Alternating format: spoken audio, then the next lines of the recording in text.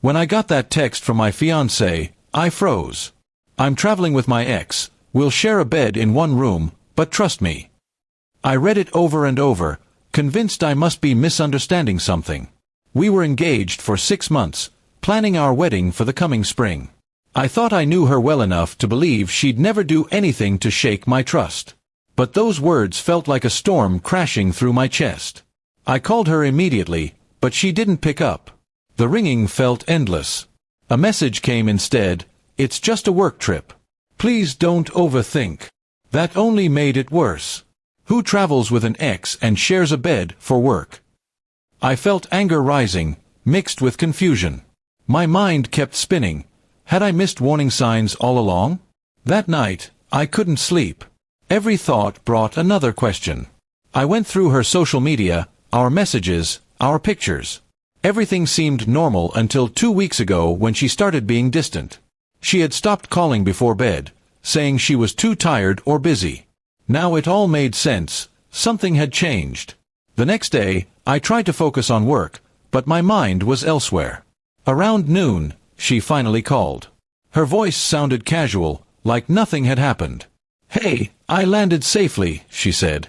I didn't know what to say. I asked carefully, "So, about that message?" She sighed and said, "Oh, that. It's not what you think. My ex is part of this project, and the company booked a single room by mistake. We'll manage for a night." Her words didn't calm me. I asked why she didn't insist on another room, or at least a cot. She said everything was fully booked. Then she added, "Please, don't make this a big deal. You know I love you." That last part sounded rehearsed. I wanted to believe her, but the unease wouldn't go away. The next evening, I called again. She didn't answer. Hours later, she texted, "I fell asleep early, sorry.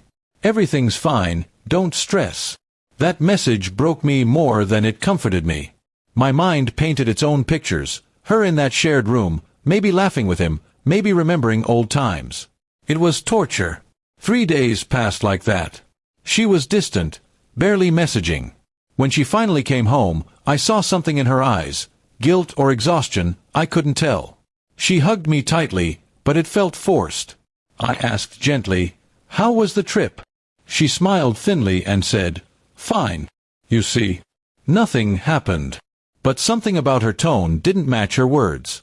Later that night, she went to shower, and I noticed her phone buzzing. Normally, I'd never check, but my heart pushed me to. There was a message from her ex. "I miss the talks we had these nights. Wish things were different." My hands trembled.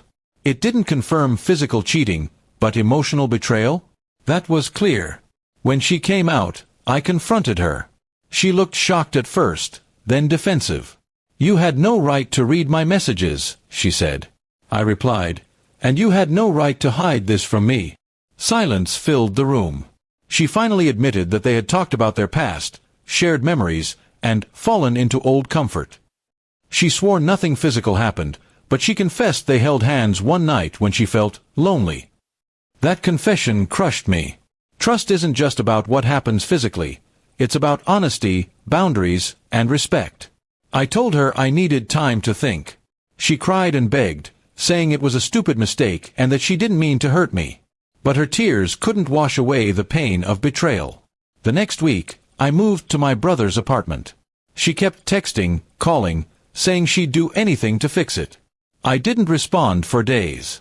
Then one evening, I wrote her a message, "You told me to trust you, and I did. But you broke it. Love can heal many things, but not when trust is gone." She showed up at my door the next day, holding the engagement ring I had given her. With tears in her eyes, she placed it in my hand and said, "I understand." For the first time, I saw real regret, not fear of losing me, but guilt for losing herself in that moment of weakness. I didn't shout. I didn't blame. I simply said, "I hope you find peace, but I can't marry someone who made me doubt every word." She nodded, turned around, and walked away. Watching her leave hurt more than I imagined, but it also brought a strange calm. Weeks later, I started healing. I realized that sometimes love isn't enough when trust is broken. Her message had changed everything, not just our relationship, but how I saw loyalty. And even though it ended painfully, it taught me a truth I'll never forget. Trust, once cracked, never sounds the same again.